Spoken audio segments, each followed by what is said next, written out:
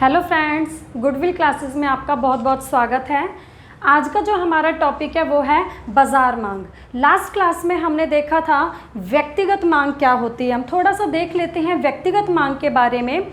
व्यक्तिगत मांग का मतलब होता है इंडिविजुअल डिमांड। इट मीन्स एक पर्सन के द्वारा या एक उपभोक्ता के द्वारा कितनी वस्तुओं या सेवाओं को खरीदा जाता है उसे क्या कहा जाता है, व्यक्तिगत मांग। आज हम देखेंगे कि बाज़ार मांग क्या होती है। बाज़ार मांग का मतलब ये होता है मार्केट में बहुत सारे उपभोक्ता होते हैं।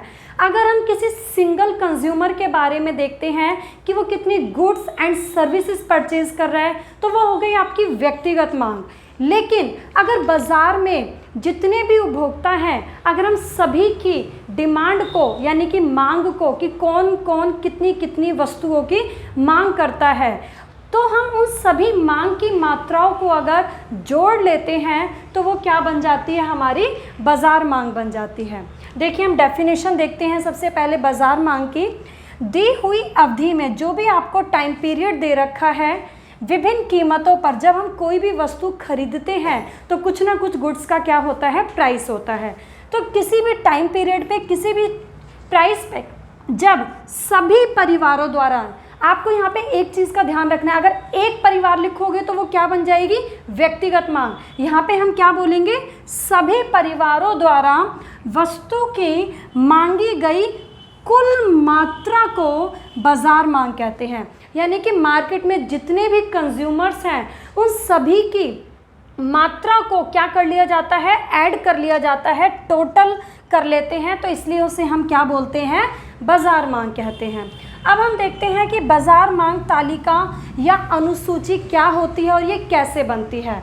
बाज़ार मांग तालिका क्या है, निश्चित समय में जब कोई भी टाइम पीरियड होगा और अलग अलग वस्तु का क्या होगा, अलग अलग प्राइस होगा।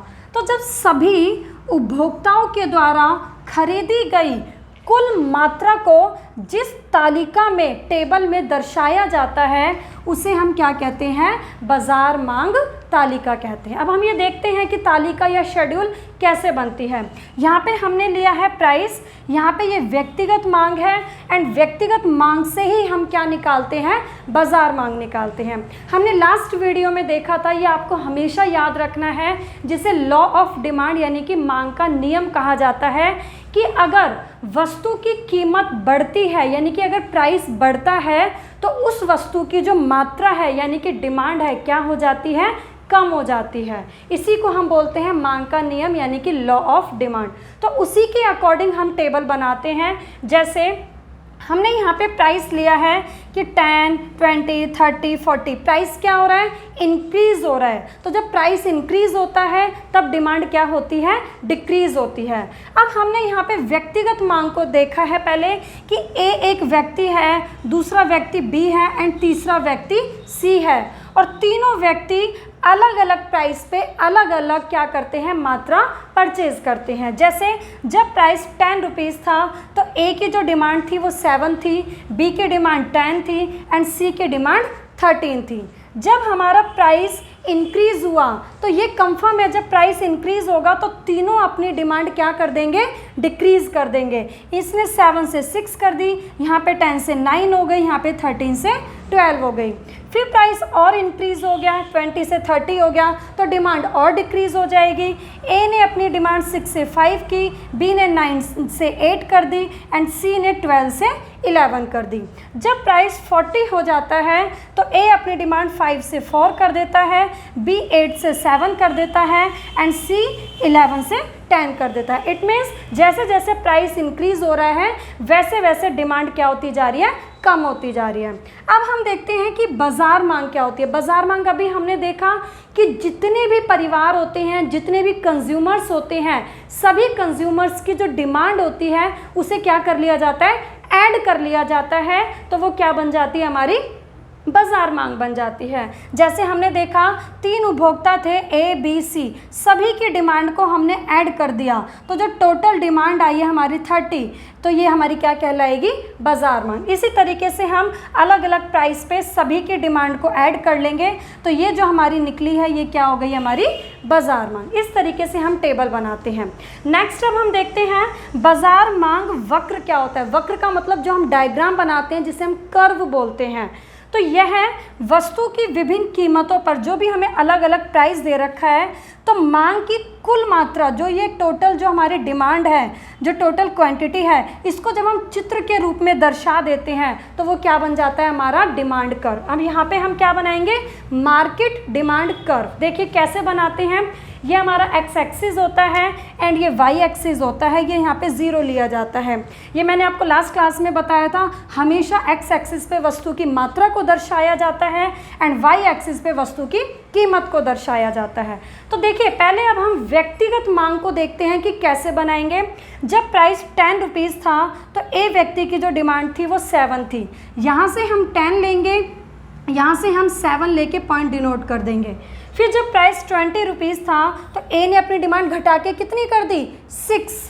तो आप यहाँ पे क्या करोगे, 20 यहाँ से प्राइस लिया और जो हमारी क्वांटिटी है वो कितनी है, 6 यूनिट्स की है, तो ये हमने यहाँ पे डॉट लगा दिया। इसी तरीके से 30 पे कितनी है, 5, यहाँ से 30 लेंगे, यहाँ से 5 लेंगे। 40 पे कितनी है, 4, यहाँ से हमने 40 लिया एंड यहाँ से हमने 4 लिया। तो जब हमने ये पॉइंट्स जो लगाए हैं, अगर इन पॉइंट्स को हम मिला देंगे तो ये ए का क्या बन गया, व्यक्तिगत मांग वक्र बन गया। इसी तरीके से हम यहाँ पे बी का बना लेंगे और ऐसे ही हम यहाँ पे सी का बना लेंगे। तो ये ए बी सी ये हमारे क्या बन गए, व्यक्तिगत मांग वक्र बन गए।